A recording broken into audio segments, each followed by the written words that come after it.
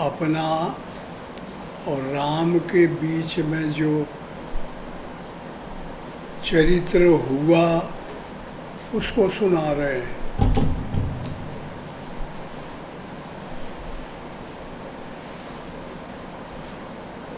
जैसा कि गरुड़ बता रहे हैं, लगभग वैसा ही जो भी भजन करता है भगवान को प्राप्त होता है, उसको वही गति होती है।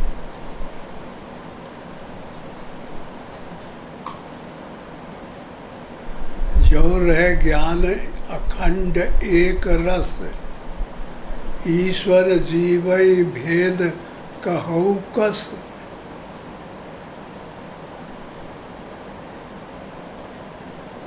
अलग अलग कागवोट से जब राम में चले गए, राम में लीन हो गए, तो जानते हो क्या कहते हैं? अंड कटाए अनेक, लोक ब्रह्मांड तमाम देखे, नाना विष्णु नाना शंकर नाना ब्रह्मा, नाना लोकपाल दिग्पाल इंद्र, तमाम सृष्टि अलग अलग अलग अलग अनगिनती। तो हर आदमी के अंदर सब चीज है। इन्हीं का ज्ञान अध्यात्म में होता है। जब इसका सार वस्तु आत्मा है, आत्मा प्राप्त होती है, तो फिर साधक को परमात्मा में जब प्रवेश कर जाता है, तब यह ज्ञान होता है कि अरे बाप रे, यह तो सबके अंदर बैठा परमात्मा। जितने शरीरधारी है, जितने लोक ब्रह्मांड है, सबके अंदर परमात्मा का अंश जीव है। सब दिखाई पड़ता है, सब उसके अंदर ब्रह्मा है, विष्णु है, शंकर है, काम है, क्रोध है, लोभ है, मोह है, ज्ञान है, विवेक है, वैराग्य, सब कुछ सबके अंदर है।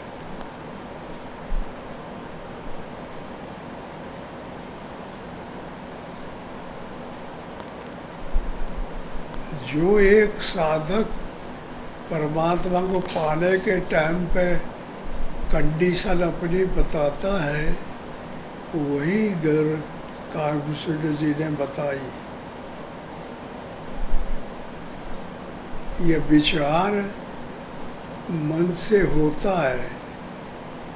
ये विचार जब दुनिया की बातें रुक जाती हैं, काम में न जाए, क्रोध में न जाए, बेईमानी में न जाए, बुराई में न जाए, भलाई में न जाए, सब जगह से रुक के एक जगह हो जाए, तो परमात्मा में अंदर प्रवेश कर जाता है।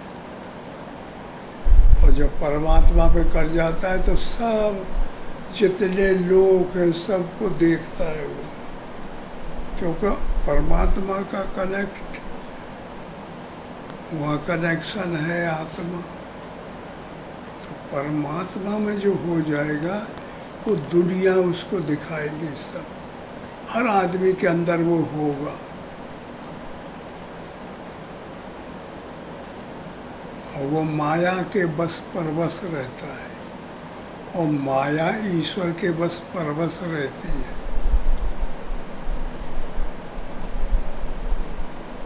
तो इस तरीके से परमात्मा को पाने में जो कागभूषण को दिक्कतें आई, सुविधाएं आई, झगड़े आए, उपद्रव आए, मोह आया, ज्ञान आया, वो सब कुछ बताया।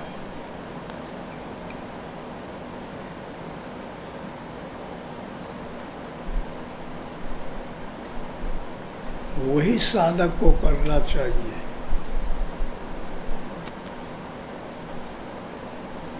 काम में दृष्टि को हटाना चाहिए, क्रोध की दृष्टि को हटाना चाहिए, लोभ जहाँ तक देखता है उसको हटाना चाहिए, क्रोध जहाँ तक देखता है उसको हटाना चाहिए, परमात्मा में लीन होना चाहिए। परमात्मा सबसे बारीक है, ये सबसे मोटे पदार्थ है, इनमें न जाए, सबसे बारीक में प्रवेश करे। तो जब जहाँ भी करोगे तो तुम हर दुनिया में जितने अरब खरब आदमी है सबके अंदर तुम बैठे होगे, क्योंकि परमात्मा जहाँ है वहीं पहुँच जाओगे। और वहाँ देखोगे कि कौन है। शरीर में शंकर है, अंतःकरण में ब्रह्मा है, आत्मा में विष्णु है,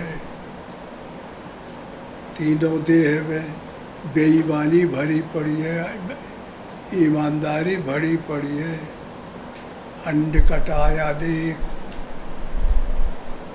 कल्याण कब होता है। चाहे चंद्रमा, जितने लोकांतर है और जितने तारागण हैं सब एक साथ प्रकाश करें तो सृष्टि का कभी रात खत्म नहीं कर सकते बगैर सूर्य के। ऐसे ही साधक प्राप्त करे परमात्मा को, सूर्य रूपी परमात्मा को प्राप्त करे तो सबका ज्ञान हो जाएगा। माया रूपी अंधकार को हटाने में वो कुशल हो जाएगा। तो इसलिए उसने यही सब कुछ किया।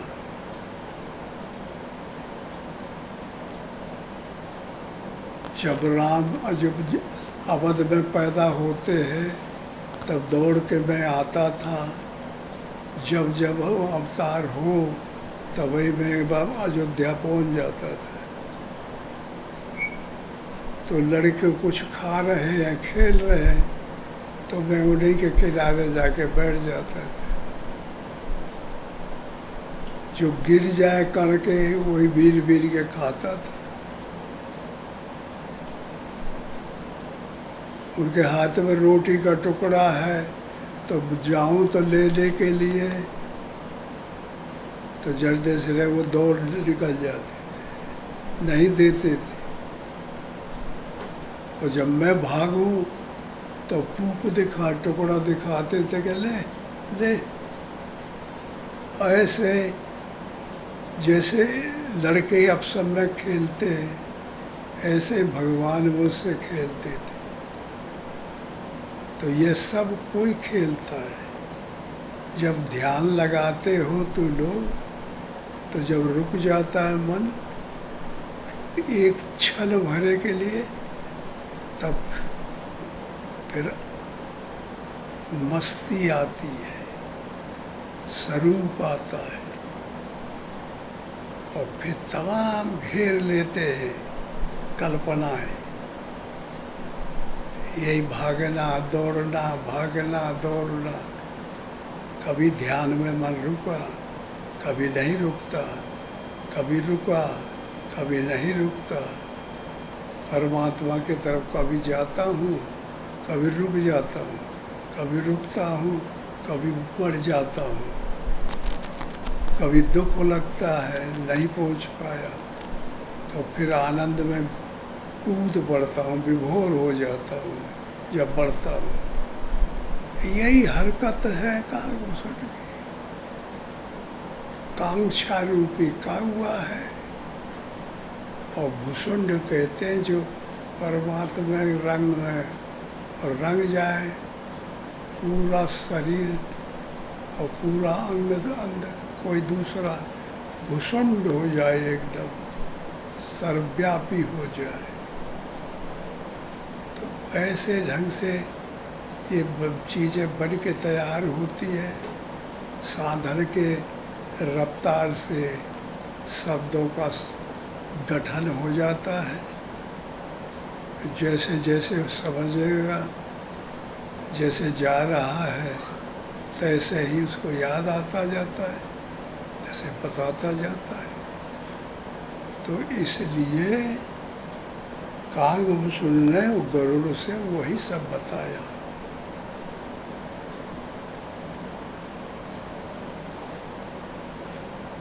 और जब स्थायी हो गया, जब चलते चलते साधना करते हैं वो स्थायित्व तो नहीं आ पाता है, तब तक साधना का झगड़ा रहता है। और जब स्थायित्व तो आ गया, साधन पूरा हो गया, तो फिर अस्थाई हो जाता है।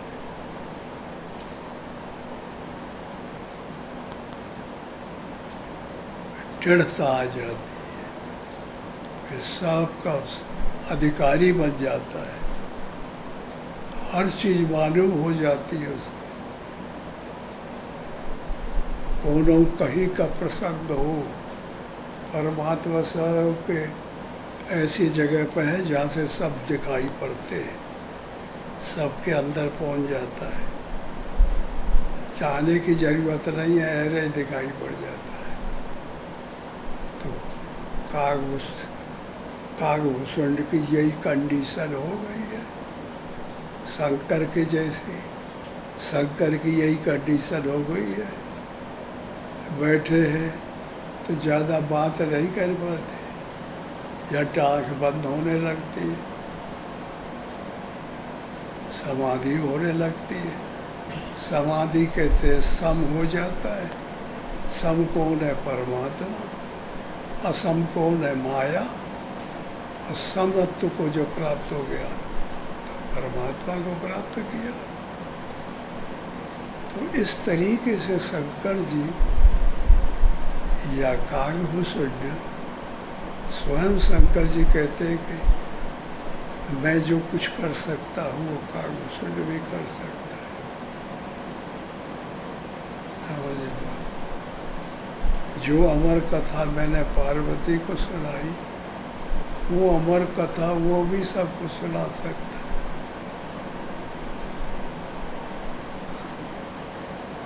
तो कैसे सुना सकता? परमात्मा जिसके अंदर आ गया है वही अमर हो गया है।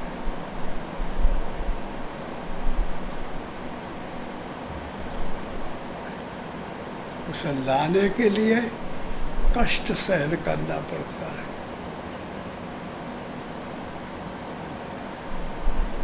अपने को खत्म करना पसंद करना पड़ता है। और जो अपने में अहंग मानता है, मैं हूँ, मैं, तो वो मरना नहीं चाहता, क्योंकि आसक्ति है शरीर में, उसको छोड़ना नहीं चाहता। वो अपने को कुछ समझता है। तो जब अहंकार ये राक्षस घेरे हैं तो परमात्मा से बहुत दूर है। वो तो फिर मरेगा तो फिर पैदा होगा, रोएगा तो हंसेगा, हंसेगा तो रोएगा। तो दुखों का सुखों का शिकार बनेगा।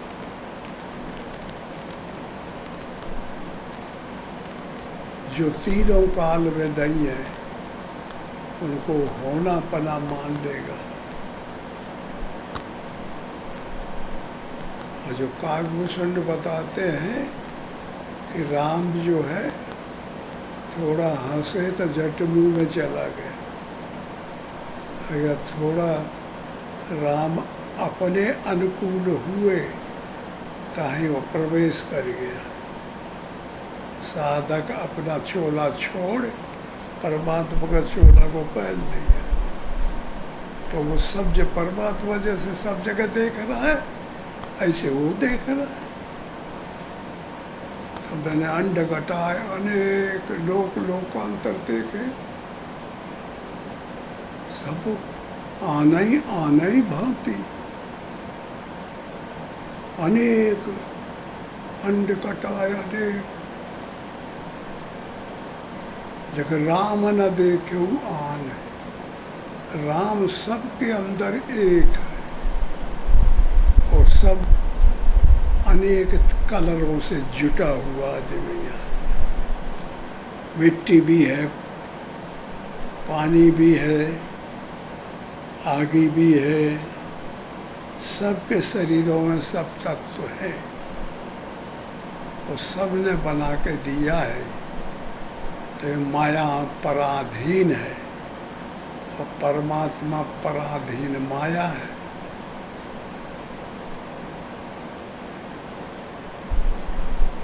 तो भाई अब काग भुसुंड बने तो ये का चरित्र सुने,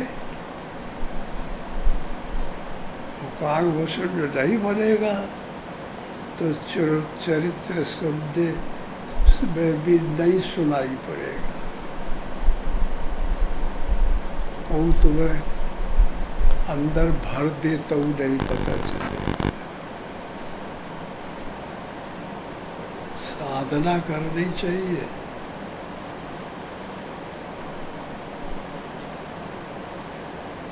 साधक जब कमजोर होता है तो ये सोचता रहता है वो दिन भर कि वही फ्री, मेरे मन में फ्री में हो जाऊं तो साधन करिए। तब तो बिल्कुल न कर पाओगे, कमजोर आदमी, फिर वो माया में फंस जाएगा। कमजोर साधक और फिर जाए में भाग के बैराग्य करिए, वहीं भजन करिए, तो फिर नहीं कर सके। ये गलत है। फिर चढ़ बैठेंगे, चारों तरफ से गटई दबा लेंगे, काम करो। अभी तो दूसरे के छत्र छाया में बचाव हो रहा है। आश्रमों में महापुरुष की लाइन खड़ी रहती है, किरचा खड़ा रहता है। लक्ष्मण ने जो खींचा था, रावण भी नहीं आ पाता उसके अंदर, इसलिए बचत रहती है। और कोई चाहे कि हम एकांत रहेंगे तब भजन कर लेंगे, तब भजन नहीं होगा। भजन होता है माया के बीच में रहने से। अगर माया ना हो तो परमात्मा का जन्म कैसे होगा? अगर दुख ना हो तो सुख का पैदाइश कैसे होगी? अगर रुबाई ना हो तो हंसाई आएगी कहाँ से? वो हमको परेशान करती है तब हम पटपटा के सुख की तरफ, हंसाई की तरफ दौड़ते हैं। इसलिए जिस जगह पर ये प्रवेश का मिली है उसी जगह पर साधन करना चाहिए। और साधन करने का तरीका है, एक इकाई पाने का प्रयास करे, रोज कर ले और फिर अपना धंधे में लग जाए। रोज ध्यान कर ले फिर अपने काम में लग जाए। ऐसे नहीं होता। ऐसे जो हमारा जो ध्यान करते थे वो भी वो माया वाले ले लेंगे, क्योंकि कब्जा अधिकार तो उनका है।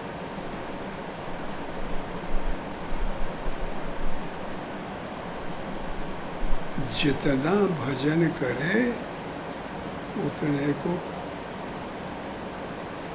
प्रसुप्त कर दे, उदार न रहे वो।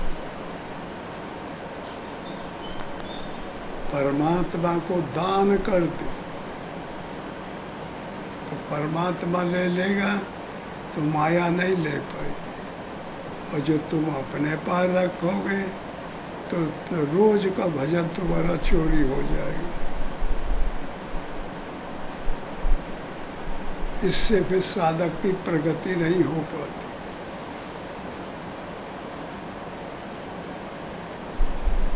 ऐसे भजन नहीं किया जाता। भजन दृढ़ता पूर्वक किया जाता है। समर्पण करना पड़ता है, मरना पड़ता है। जो वहाँ हम हद बेहद पहुँचा साधक, तब फिर भूडोल आ जाता है।